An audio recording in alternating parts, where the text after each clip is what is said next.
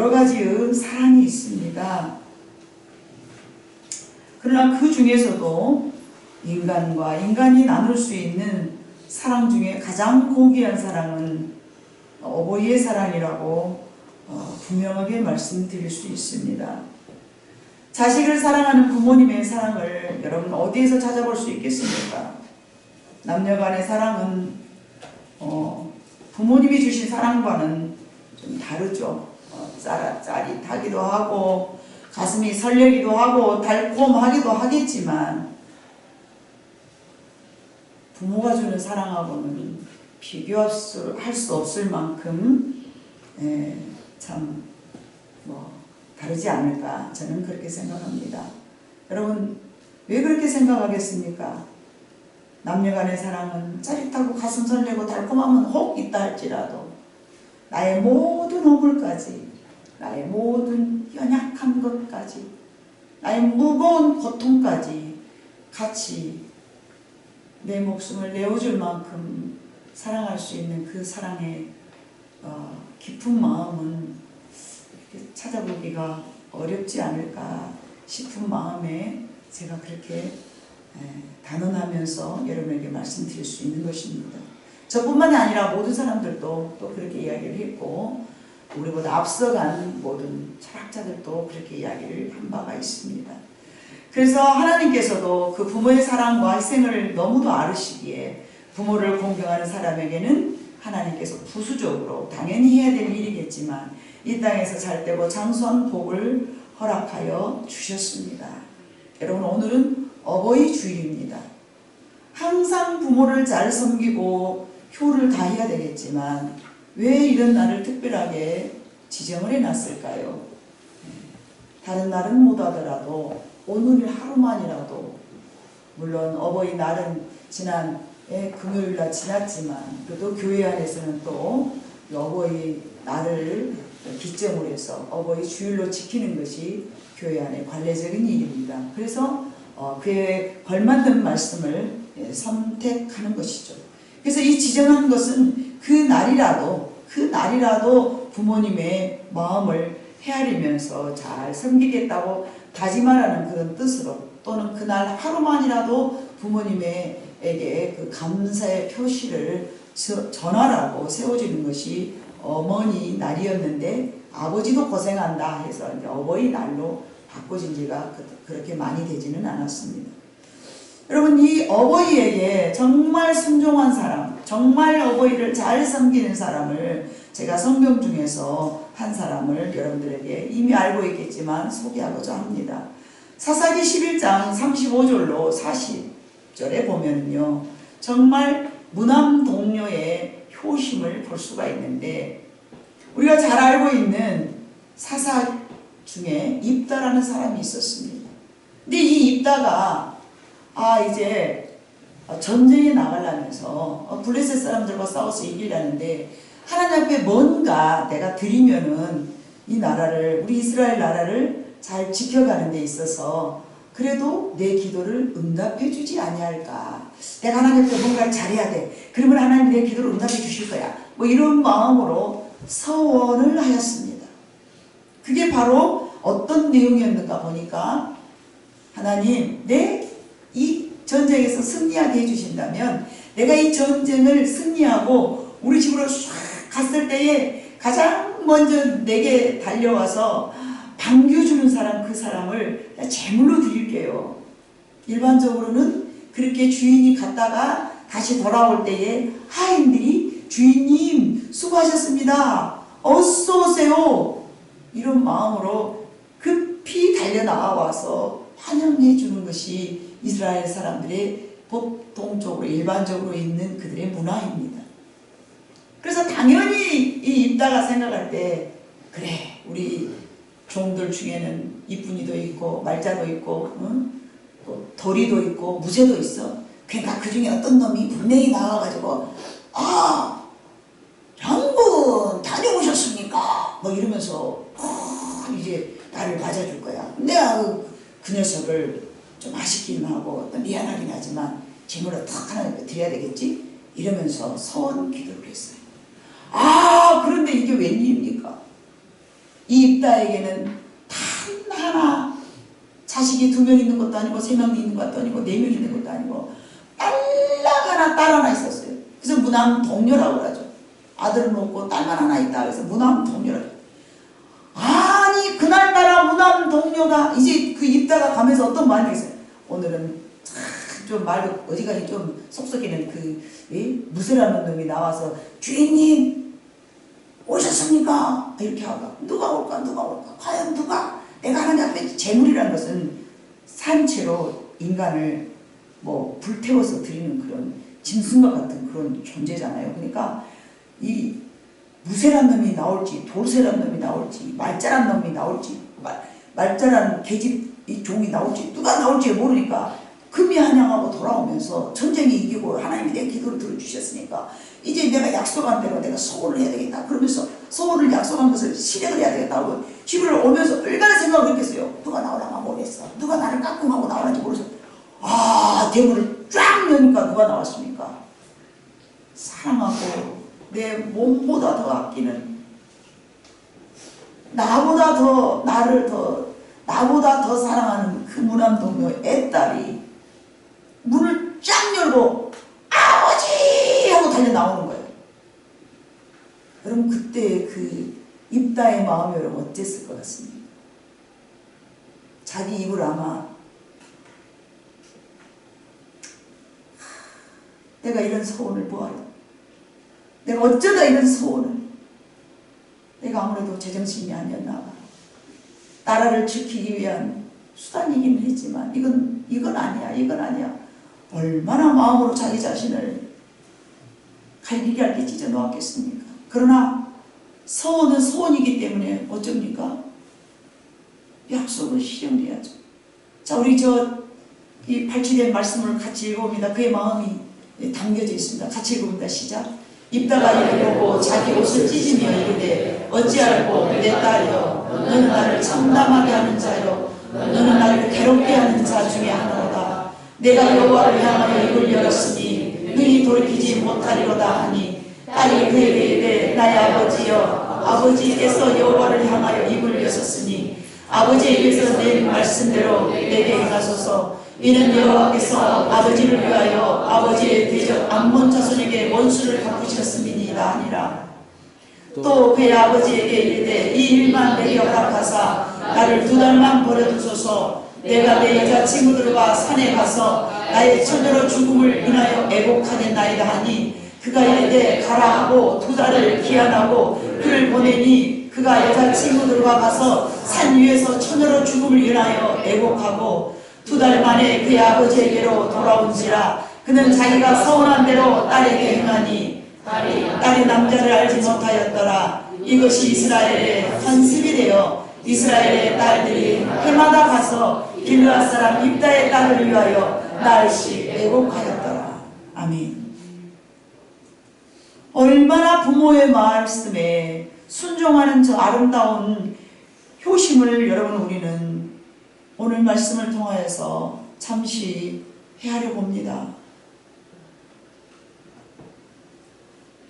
순종했던 딸의 입장에서도 순종하기가 쉽지는 않은 문제였지만 그 일을 진행해 나가는 아버지 입장은 얼마나 더 힘들었었겠는가. 여러분 이것은 곧 하나님의 마음을 나타내주는 말씀이라고 저는 생각합니다. 하나님께서 죄인된 우리를 위하여서도 독생자 예수 그리스도를 저렇게 제물로 우리를 위하여 내어주시지 않았습니까? 또 있습니다. 여러분 우리가 너무나 잘 알 수 있는 룻기에서 볼 수 있는 나오미의 며느리 룻이 있습니다. 그 또한 이방 여인이었으나 시어머니를 잘 섬기고 순종하여 보잘것없는 인생이었으나 성공한 인생으로 하나님께서 바꿔주신 아름다운 여인을 우리는 너무나 잘 알고 있습니다. 여러분 이 이방 여인의 이 효심을 봐보면요, 물론 입다의 그 무난 동료의 그 딸도 참으로 그런 마음을 먹고 살아가기가 쉽지 않습니다. 그런데 이 이방 여인의 효심은요, 이게 날라준 부모도 아니고요, 시어머니에 대한 효심이었습니다. 이미 남편은 죽어버렸어요. 남편도 이미 죽어버렸고 시어머니 홀로 계시는데 내가 그렇게 잘 섬겨야 될 이유와 또는 반드시 해야 될 자기의 사명도 없는 거예요. 왜냐하면 어머니가 이제 며느라 이제 너는 나를 떠나거라. 너는 나를 떠나야 된다. 내가 너를 어떻게 감당할 수가 없다. 너무 아리따운 자식도 한번 낳아보지 않은 청산 과부로서 네가 평생을 살아야 되는데 이제 너는 나를 떠나거라. 이렇게 이야기를 한 거예요. 그런데 자기 위에 있는 동서는 떠났지만 이 루시라는 이 여인은 시어머니의 나오미를 잘 섬기겠느라고 절대 떠나지 않는다는 거예요. 그러면서 이런 말을 합니다. 그 유명한 말이죠. 룻기 1장 16절로 17절에 봐보니까 루시 이르되 내게 어머니를 떠나며 내가 어머니를 떠나며 어머니를 따르지 말고 돌아가라 강권하지 마옵소서. 어머니께서 가시는 곳에 나도 가고 어머니께서 머무시는 곳에서 나도 머물겠나이다. 어머니의 백성이 나의 백성이 되고 어머니의 하나님이 나의 하나님이 되시리니 어머니께서 죽으시는 곳에서 나도 죽어 거기 묻힐 것이라. 만일 내가 죽는 일 외에 어머니를 떠나면 여호와께서 내게 벌을 내리시고 더 내리시기를 원하나이다 하는지라. 하나님을 아는 사람이 아니었어요.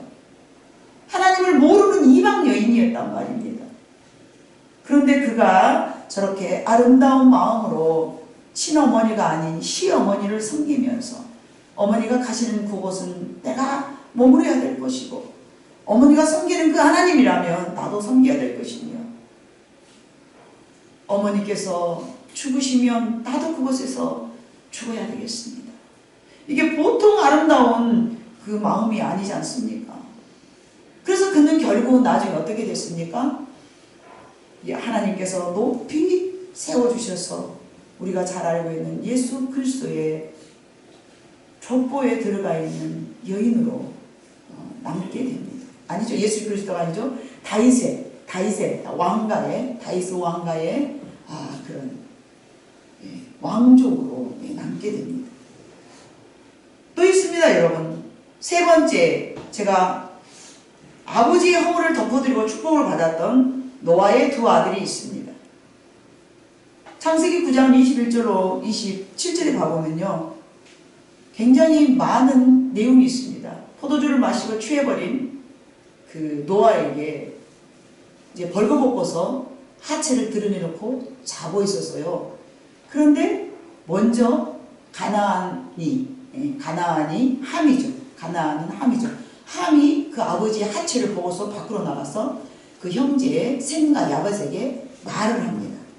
형, 세상에 아버지가 술을 취해가지고 벌거벗고 하체를 벌려놓고 자고 있어. 이렇게 이야기를 한 거예요.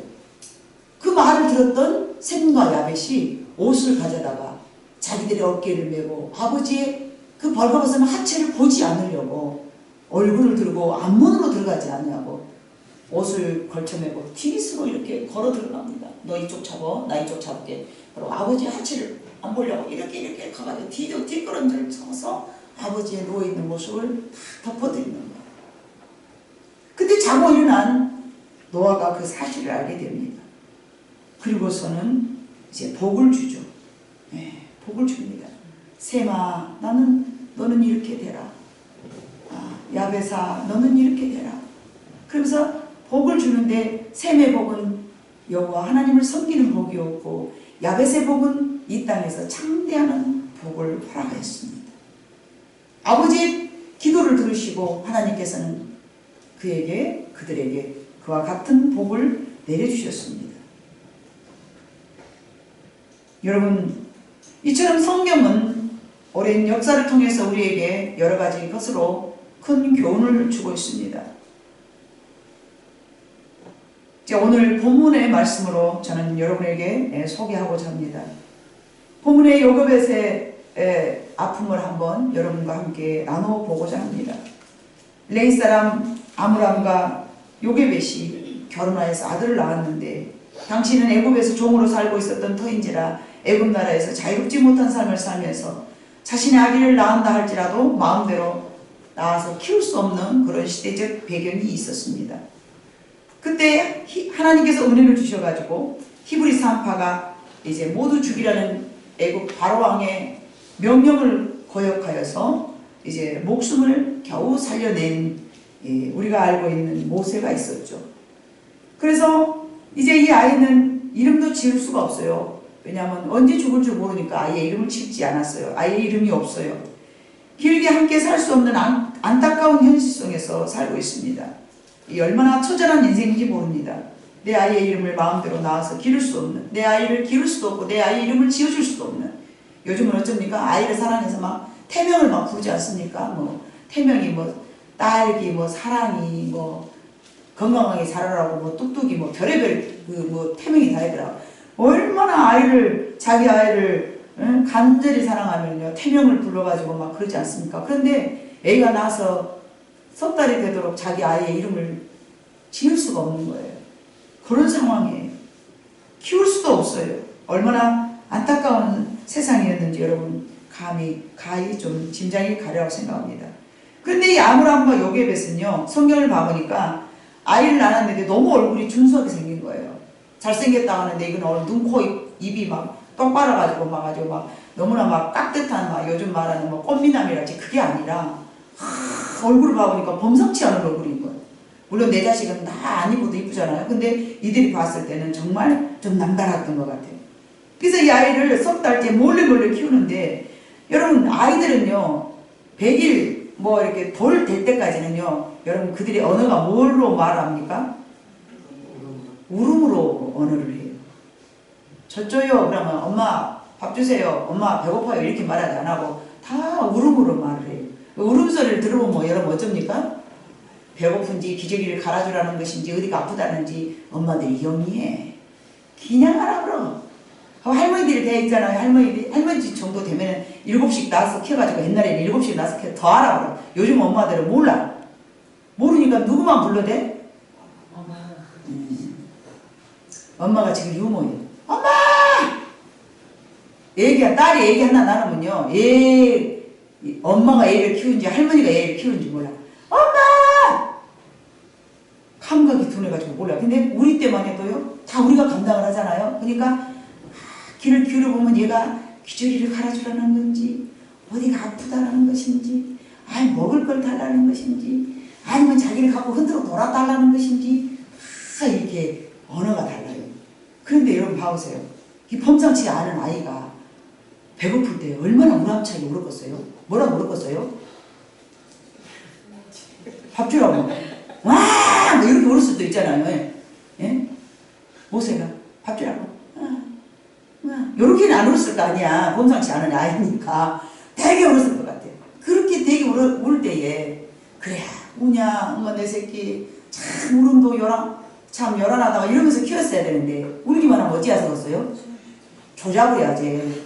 입을 딱 막아버리고 너 죽어. 너 여기서 지금 소리 내면 죽는다고. 그리고 입을 딱 그래서 어쩌면 그런가 모르는데 모세가 뭘 못해? 말이 둔하다 그래. 말이 입만 벌리고는 어쨌겠어 어머니가? 막아버려. 조용히 해. 그러니까 나중에 커갖고 말을 하면 입이 둔해서 말을 못해. 아닐 수도 있지만 길 수도 있잖아. 그죠? 입만 벌리려고 입을 다물어. 뭐 이러면서 말 못하겠을 거 아니야. 너 죽으니까. 이렇게 몰래 키웠는데 이제 아이를 이제 더 이상 키울 수가 없어. 목소리도 더 커지고 막 한 석 달 지나고 나니까 목소리가 얼마나 커져버렸는지 몰라. 그래서 이제 더 이상 키울 수가 없었어. 목소리가 너무 우렁차서 더 이상 키울 수가 없어. 안 되겠다는 판단이 들었어. 그래서 이제 미리암과 요게벳은 마음을 이제 생각을 한 거야. 의논한 거야. 밤새 의논해서 이 아이를 어떻게 할까? 이 아이를 어떻게 해야 돼? 들여다보면서 울면서 이 아이를 어떻게 해야 돼? 도저히 안 되겠어. 어떻게 하지? 이거 봐라. 분이 지나가네. 그래. 우리 집에 들어오면 되지. 막 이러면서 막 얼마나 마음이 졸였겠습니까? 군인만 봐도 가슴이 덜컥덜컥 하면서. 도둑놈들은 경찰서 앞에 못 지나가잖아요. 그죠? 여러분 운전하다가 운전법규 지나고 있는데 멀쩡한 군인 아저씨, 경찰 아저씨가 딱 서있으면 어쩝니까? 쫄잖아요. 저거 내가 본 거 아니야? 속도 본 거 아니야? 왜 나를 그래? 완전 그때 막 이러잖아요. 애기를 키운 모세의 어머니가 애굽 나라의 그 군인들만 보면 얼마나 긴장을 했겠습니까? 울기만 하면 입 탁 틀어막고 막 지붕에다 씻겨불고 막 아주 숨으로 어쩌면 막 입으로 덮어버렸을랑가도 몰라. 그러면 그냥 모세가 막 이러다가 질식하다 몇 번 깨났을 수도 있잖아요. 여러분 상상을 해봐봐. 얼마나 그렇게 복잡했겠어요. 마음 졸이고 얼마나 안타깝게 얼마나 살면서 하나님 언제는 내 나라를 주시랍니까? 얼마나 기도를 했겠습니까? 하나님 내 나라를 주세요. 내 나라가 없는 서론이 이렇게도 큽니다. 아이를 키울 수가 없잖아요 하나님. 막 이러면서 얼마나 그랬겠어요. 그런 시대에 살고 있었던 그 여인이 그의 모세의 어머니 요게벳이 한없이 약한 것이 여자이지만 여러분 한없이 강한 것이 누굽니까? 엄마입니다. 한없이 연약한 것이 여자예요. 아가씨 때는 낙엽만 떨어져도 하고 뭐 벌레만 봐도 막 이러다가도요 나중에 애기 나갖고 이제 키우다가 바퀴벌레 보잖아요. 뭐 처녀 때는 막 바퀴벌레 보면 이러다가 나중에 바퀴벌레 보잖아요. 막 얘기 있는데 지나가고 이런 네 가지 발로 밟아고 손으로 밟아고 막 차면서 타고 막 아무렇지도 않잖아. 해본 사람은 다 웃어. 봐봐. 채영아 너도 그래 이제. 벌벌벌 떠다가 나중에나 야 바퀴벌레가 너게 있는 대로 가봐라. 그러면 남편한테 그 바퀴벌레 죽여달라고 이럴 것 같냐? 그 부를 시간도 없어 그냥. 팍 밟아서 창상으로 타버려야지. 왜? 우리 애기한테 가거든. 그게 엄마예요. 아이를 위해서는요 뭐든지 할 수 있는 게 엄마입니다. 자존심이요. 그건 처녀 때나 가지고 노는 기분이고요. 창피요. 자녀를 위해서는 부끄러운 얘기 같습니다만 저는 전혀 부끄럽지 않게 여러분들에게 말씀드립니다. 저희 어머니가요 1월 15일만 되면요 너무 기뻤대요. 음력으로 1월 15일. 양집사님 옛날에 1월 15일이면 뭐예요? 보름날이요. 보름날이면 찰밥 해갖고 밖에다 어제놨어요. 보사 지냈잖아요. 밥 한 그릇씩 해가지고 우리에게 올 재앙 오지 말라고 밖에다가 다 대문 앞에다 엎어놨잖아요. 나물 조금 해갖고 기억나시죠? 네. 밥그릇 조금씩 해갖고 대문 앞에 우리 어머니 먹을 것도 없으니까요. 새벽 잠 안 자고 너무 집 앞에 밥 거두러 다니셔갖고 우리 먹였대요. 그게 무슨 창피가 어디가 있고 부끄러움이 어디가 있습니까? 내 자식들 먹이려는데. 그게 어머니의 마음이에요. 저는 우리 어머니에게 그런 사랑을 받고 자랐습니다. 그런 사랑을 받고 자랐기 때문에 저도 내 아이들에게 그런 사랑을 줄 수밖에 없습니다. 그게 어머니입니다. 그런 마음인데 이제 내 자식을 죽이게 생겼으니까 여러분 이제 갈대 상자에 담아서 이거를 처리를 하기로 이제 결정을 한 거예요. 두 내외가 어떻게 할까. 그래도 혹시 모르니까 혹시 모르잖아. 근데 애굽 나라에 공주가 하나 살고 있는데 그 공주가 마음이 착한 것을 알았는지 애기를 좋아한 것을 알았는지 성경에 기록되어 있지는 않지만 그래도 이 요게벳이라는 지혜로운 어머니는 혹여나 그 애굽 나라 사람들 시녀들 속에서라도 이 아이를 보고서 어쩌면 내가 봐도 이렇게 아까운 아이인데 그 몸종이라도 이 아이를 보고 키울 수 있지 않겠느냐 그런 마음으로 그들이 자주 왔다 갔다 하는 목욕하는 장소에다 그 아이를 이제 담아서 바구니에 담아서 띄워놓기로 작정을 한 거예요. 그래서 그 아버지가 이 갈대 상자를 가져다가 엽청을 바르고 물 새지 않도록 바구니에다가 이 배 만들 때 바르는 그 엽청이라는 거 있거든요. 물 새서 행이라도 그 조그마한 애기가 3개월밖에 안 된 애기가 호흡 질식사에서 죽을 수도 있잖아요. 물에 빠져버리면. 그러니까 물이 안 빠지려고 얼마나 거기다가 뭘 발랐겠습니까? 또 바르고 물 새어 들어가지 않도록 바구니에다 담아가지고 아버지가 그런 마음을 하면서 어머니는 어쩌면은 계속 기도를 했겠죠. 하나님 우리 아이가 참 애기를 너무 좋아하는 그런 사람의 손에 이끌려서 이 아이가 생명만 부지했으면 좋겠습니다. 그가 일어나서 살아가지고 이 나라를 건져낼 수 있는 뭐가 되리라고 기도를 했을지 안 했을지는 저는 모르겠어요. 그러나 어찌됐든 그 어머니의 마음은 자기 자식에 대한 생명을 지키기 위해서 얼마나 기도를 했겠습니까 여러분. 그 기도를 했지 않았겠습니까 여러분. 그래서 이제 3개월 된 아이를 이제 담아가지고 칼대 상자를 만들어서 행여나 혹시나 그 상자에 물이 들어가면 절대로 아이가 물에 젖어서 죽어버릴까 봐서 애굽 사람들에게 발각되기, 군인들에게 발각되지 아니하고 여인들에게 발각돼서 이 아이가 살기만을 원한다는 마음으로 얼마나 간절한 심령으로 기도를 했겠냐 말입니다. 그가 있는 동안에 그래서 자기 딸을 시킵니다. 미리암, 너 가서 갈대상자를 거기다 내가 나눠 올 테니까 어찌 된가 니는 한번 봐라. 혹시 애굽 나라 군인이 와서 얘를 죽일 수도 있고 혹시 어떤 사람이 가련하게 여겨서 키울 수도 있지 않겠느냐. 어쩔 수 없는 상황이지만 이래 주거나 저래 주거나 죽는 것은 마찬가지 정해진 위치이지만 그래도 혹여라도 신랑 같은 믿음을 가지고 한번 여기다 두고 갈 테니 너는 여기서 지켜보고 있거라. 그리고는 이제 딸에게 이제 동생을 맡겨두고 거기다가 잘 보관해 두라고 그러면서 보고서 먼 발치에서 이제 가슴에 두근반 세근반 하면서 그 아이를 지켜보고 있는 거예요. 목숨은 하나님 앞에 달려있기 때문에 하나님 앞에 기도했겠지만 히브리 11장 23절로 29절에는 그렇게 말하였습니다. 같이 읽습니다. 시작. 믿음으로 모세가 났을 때에 그 부모가 아름다운 아이임을 보고 석 달 동안 숨겨 왕의 명령을 무서워하지 아니하였으며 믿음으로 모세는 장성하여 바로의 공주의 아들이라 칭함 받기를 거절하고 도리어 하나님의 백성과 함께 고난 받기를 잠시 죄악의 낙을 누리는 것보다 더 좋아하고 그리스도를 위하여 받은 수모를 애굽의 모든 보화보다 더 큰 재물로 여겼으니 이는 상 주심을 바라봅니다. 믿음으로 애굽을 떠나 왕의 모함을 무서워하지 아니하고 곧 보이지 않는 자를 보는 것 같이 하여 참았으며 믿음으로 유월절과 피 뿌리는 예식을 지정하였으니 이는 장자를 멸하는 자로 그들을 건드리지 않게 하려 하는 것이며. 아멘. 예, 믿음으로 그는 홍해를 육지같이 건넜으나 애굽 사람들은 이것을 시험하다가 빠져 죽었습니다. 모세를 향한 모세의 믿음을 가지고 히브리서 11장에 히브리서 기자는 그렇게 저렇게 표현을 하면서 적어놨습니다. 예. 그러자 요게벳의 믿음처럼 그 때마치에 바로의 공주가 목욕하러 나와서 그 동안에는 애굽 나라에 애굽 사람 군인이 지나가지 아니하였고 가만히 있다가 공주가 목욕하러 나오는 시간쯤에 아마 잘 맞춰서 아마 갖다 놨을 거예요. 예?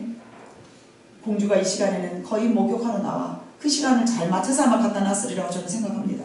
목욕하러 딱 나오는 거예요. 그때 딱 나와가지고 보고서는 어머 이러고 봐봤더니 갈상자를 열어봤더니 너무 예쁜 애가 있는 거예요. 그 너무 예쁜 너무 이 아이에 대한 불쌍한 마음이 생겼다고 그랬죠. 우리가 본문 읽었던 그 말씀 중에 봐보니까 예? 어쩐다고 했어요? 바로의 딸이 봐보니까 우는 것을 보고 불쌍 6절 열고 그 아이를 보니 아이가 우는지라. 얼마나 이게 잠깐이지만 여러분 봐보세요. 그 앞전에는 울었단 말이 없잖아요. 5절에는 울었다는 얘기 없어. 근데 열고 보니 아기가 우는지라. 그가 그를 불쌍히 여기 이르되 우리 웅이가요 오늘 아침에도요 뭐 좀 얻어먹어봐 그러면서 막 불쌍한 눈으로 저를 쳐다보면서 막 발을 막 긁는 거예요. 어머니 저 좀 쳐다봤어요. 나도 안 보기로 했어. 아니에요 저 한 번만 봐주세요. 안 보기로 했다니까. 아니에요 한 번만 봐주세요. 막 저를 막 긁는 거예요. 어떻게 하면은 그래가지고요 내가 자기를 안 쳐다보잖아요. 그러면 장수가 얘가 좋지 않군. 그러면서 제가 식탁에서 앉았을 때 딱 보기 좋은 장소로 한 1.5m 딱 떨어져갖고 여기가 좋군. 그러고 딱 가갖고 그래도 안 쳐다보잖아요. 여기가 아닌가? 그럼 여기 딱 옆에 바로 옆에 딱 앉아갖고 여기가 좋겠군. 그러고 딱 쳐다보니까 불쌍한 연기를 아주 잘해요. 하나님께서요 100일 된 이 모세에게 그런 불쌍히 여기는 마음을 얘가 제철 쳤겠습니까? 여러분 누구의 마음을 움직였을 것 같습니까? 바로의 딸 바로의 공주의 마음을 움직여버리냐. 확 움직여버려. 어떻게? 얘 너무 불쌍하다. 이 아이 정말 불쌍해. 내가 갖다 키워야 되겠다. 자기 아버지가 왕이니까 이제 히브리 사람들이 싫어하는지 알잖아요. 그걸 알지만 몰래 부모를 데리고 와서 사는 거예요. 이 모든 역사를 누가 하셨습니까? 우리 아버지 하나님 하신 거예요. 우리 아버지 하나님께서 우리는 할 수 없는 일들을 여러분 이와 같이 하나님 앞에 맡기는 것, 이것이 정말로 귀한 줄로 믿습니다.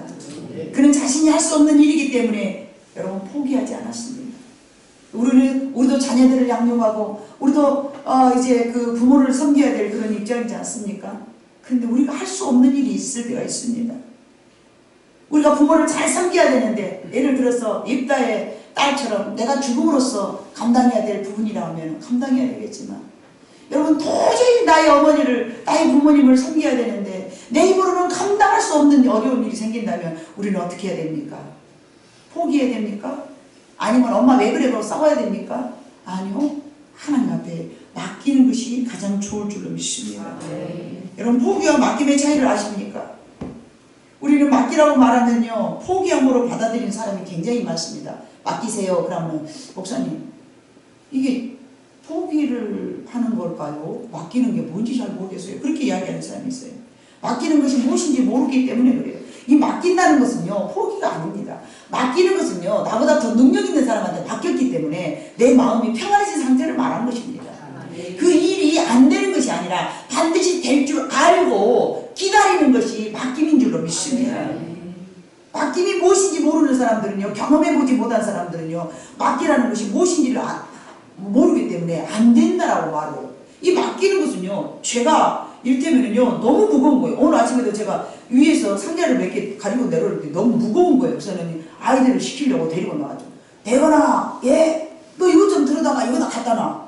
무거워. 맡긴 거예요. 맡겨. 내가 안 되니까 얘한테 맡긴 거예요. 맡겼기 때문에 어쨌습니까? 그 다음부터는 내가 걱정하지 않은 거죠. 왜죠? 그 일을 할 만한 사람한테 맡겼기 때문에. 오늘 아침에도 제가 여러 가지로 뭘 맡겼는데요. 맡겼어요. 맡겼으면 그 사람한테 맡겼기 때문에 저는 편안한 거예요. 하겠지. 했겠지. 여러분 전능하신 하나님이 못하실 일이 있으십니까? 그럼 여러분은 그분한테 맡겼으면 마음이 평안해져야 됩니다. 근데 못 맡기기 때문에 항상 내 마음이 불안한 거예요. 마치 모세를 갈 상자에 넣고 물 위에 띄워놓고 어떻게 될 것인가를 지켜보고 있었던 것 같이 내가 해야 하는 일임에도 내 힘으로는 안 됐을 때는 하나님 앞에 맡기는 것, 그것이 우리가 반드시 있어져야 될 신앙 생활 속에서 있어야 될 그런 마음인 줄 믿습니다. 미리암과 같이, 요게벳과 같이, 예? 자기가 자기 자신이 할 수 없는 일을 그냥 맡겼습니다. 나는 부모이기도 하지만 내가 자녀이기도 되지 않습니까? 우리 힘으로 안 되는 것은 이와 같이 하나님 앞에 맡겨야 될 줄로 믿습니다. 하나님 앞에 도와달라고 기도해야 될 줄로 믿습니다. 그는 아마 어쩌면 집에 돌아와서 맡기는 기도를 얼마나 많이 했는지도 모릅니다. 불안하면서 그것이 아니요. 히브리서 봐보니까 불안하다 하지 않았잖아요. 그는 하나님 앞에 맡겼다고 그랬지 않습니까? 그래서 맡겼으면요, 물속에 빠지면 어떻게 할까 불안불안한 것이 아니라 맡겼으면요, 그냥, 그래서 미리암에게 맡겨놓고 누이한테 맡겨놓고 어떻게 된가 보라고 지켜놓고 자기는 집으로 돌아왔잖아요.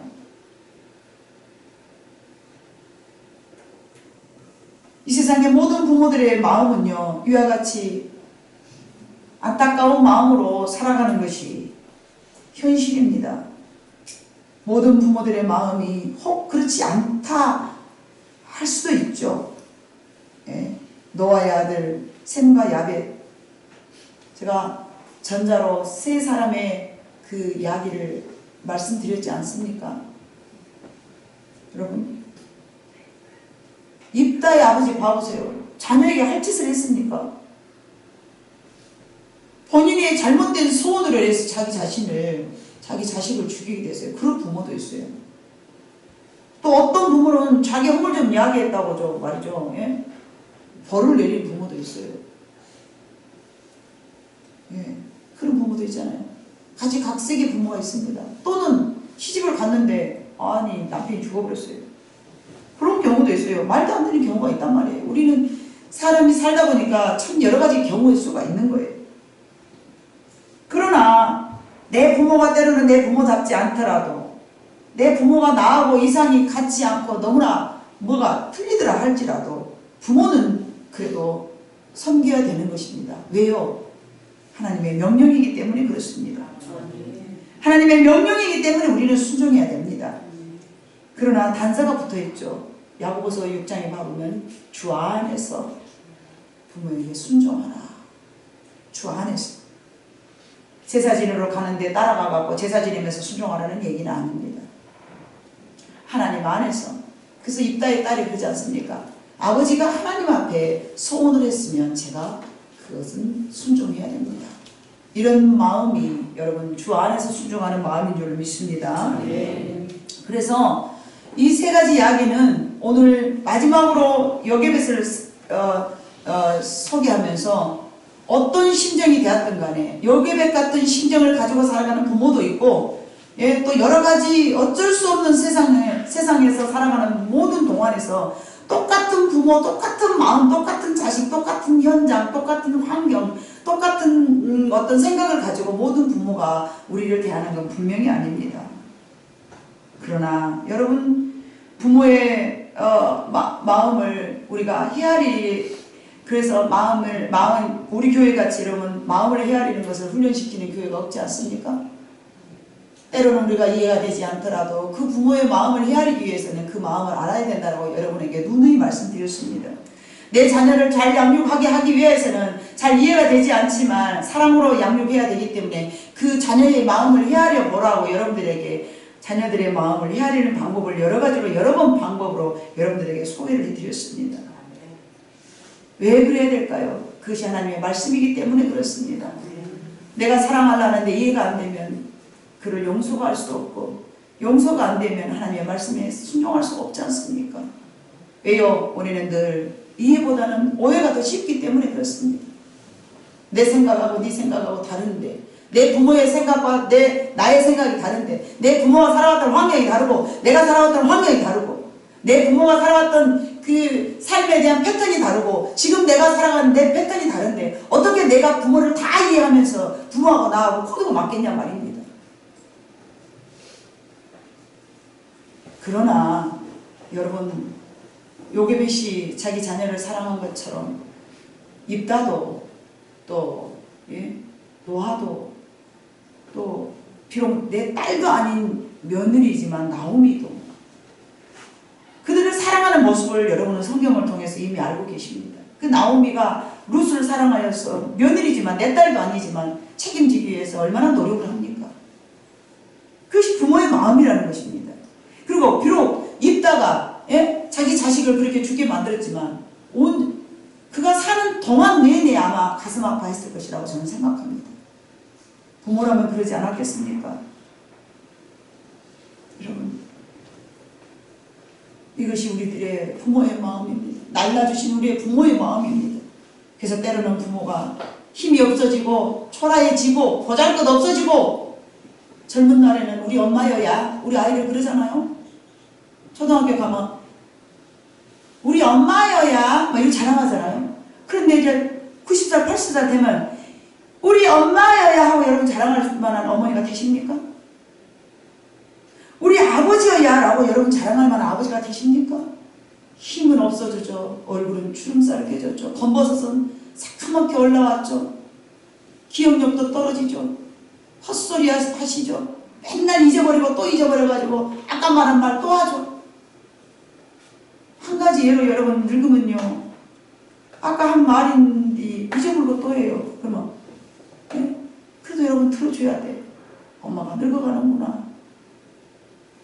저희 어머니도 그러셨어요. 어머니가 하신 말 또 하고, 아니 어머니까지 갈 것도 없어요. 저희 언니들도 지금도 그래요. 한 말 또 하고 한 말 또 하고. 잊어버렸는 것 같구나 하고 또 들어줘야 처음 들은 것처럼. 부모는 그렇게 힘이 없어지고 기억력도 떨어지고 보잘것도 없어지고 점점 능력도 떨어지고 그러지만 여러분 반대로 되잖아요. 이제 여러분들은 힘이 세지고 부모는 힘이 없어지고 그런다고 해서 함부로 여기지 마시기를 주님의 이름으로 부탁드립니다. 제가 노인들이 모이는 그 병원에 가보면요, 그 간호사들이요 얼마나 함부로 하는지 몰라요. 이름은 어머니 그러면서도요 그 속에서 나오는 그런 액션이나 그 언어는요 함부로 여겨요. 내가 그때마다 그런 병원을 보면서 네 가지 없는 것들, 나 이 병원에 안 올래. 어머니 그렇게 하면 안 된다니까요 막 이러면서 함부로 하면서 해보여. 요 안 붙여요. 어머니 그러면 안 된다 했지. 뭐 어머 세상. 고객이잖아요. 고객. 이름만 어머니라 해놓고요. 뒤에는 반말이요. 다 씹어 먹어버려. 쌀을 반도 먹지 않고 먹는 거 있잖아요. 어떻게 그럴 수가 있어요. 에? 어머니 그러시면 안 됩니다. 이렇게 하세요. 이쪽으로 오세요. 팔 걷으세요. 다리 이쪽으로 하세요. 양집사님 그러하요 안 그러요? 병원에 가면? 이런 네 가지 업무들이 있더라니까요. 그러면 안 돼. 함부로 여기면 안 돼요. 노인들은 함부로 여기면 안 돼요. 저는 그렇게 생각을 해요. 비록 힘은 없어지고 비록 힘은 없어지고 기억력도 감퇴되지만 그래도 알 거는 다 안다고 저는 생각합니다. 그래서 그분들한테 잘해드릴 때 그분들이 기쁜 거예요. 그분들한테 잘 모셔드릴 때 절대 함부로 하지 마세요, 여러분. 말이라도 함부로 하지 마세요. 하나님을 오직하시면은 부모에게 잘하면 이 땅에서 뭘 부가적인 서비스를 주셨다니까요, 복을요. 이 땅에서 잘하면 뭘 준다 했다고요? 잘 떼고 장수하는 복을 주신 거예요. 잘 떼고 장수하는 복. 여러분들이 지금까지 부모에게 순종했다면 여러분 기대하셔도 됩니다. 자기 인생을. 너도 안 했는가? 아멘도 안 하는 여러분이 젊은 날에 부모에게 잘 섬겨드려 억울하고 좀 마음이 안 맞아도 부모에게 잘 순종하였다면 나머지 인생을 기대하셔도 된다니까요. 아멘. 그래요. 우리 승민이가 제일 부모에게 잘했나봐. 여러분 이미 이 세상에 계시지 않더라도 그분들에 대한 여러분의 마음이 하나님 앞에 상달돼야 될 줄로 믿습니다. 지난날에 내가 이미 돌아가셔버렸지만 그분들에게 잘못했다면 여러분 순종하지 못하고 불순종했다면 그분들에 대해 안 계시다 할지라도 하나님 앞에서 잘못했다고 회개해야 됩니다. 그분들은 물론 듣지 못하지만 이미 여러분들은 하나님 앞에 잘못을 저지른 것입니다. 왜요? 그것은 하나님의 명령이기 때문에 그렇습니다. 부모를 잘 섬기는 것은 인간과 인간 사이에서 첫 번째 되는 하나님의 명령이었습니다. 잘 섬겨야 됩니다. 부모가 가셨어도 여러분들의 마음속에 내가 그 부모에게 어떻게 행했는가, 설령 우리 부모가 나를 마음 아프게 했다 할지라도 그 부모를 아버지 이해하면서 그 부모에게 잘못된 내 마음, 서운했던 내 마음을 하나님 앞에서 다 배설물로 여겨버리시는 신앙의 수준 높은 여러분 모두가 되시기를 주님으로 축복합니다. 날 낳으신 부모님은 여러분 사랑해야 하는 것이 하나님의 명령임을 기억하시기를 다시 한번 주님의 이름으로 부탁드립니다. 기도하시겠습니다. 사랑 많으신 아버지 하나님, 날 낳으신 부모님, 철없을 때는 나를 낳으신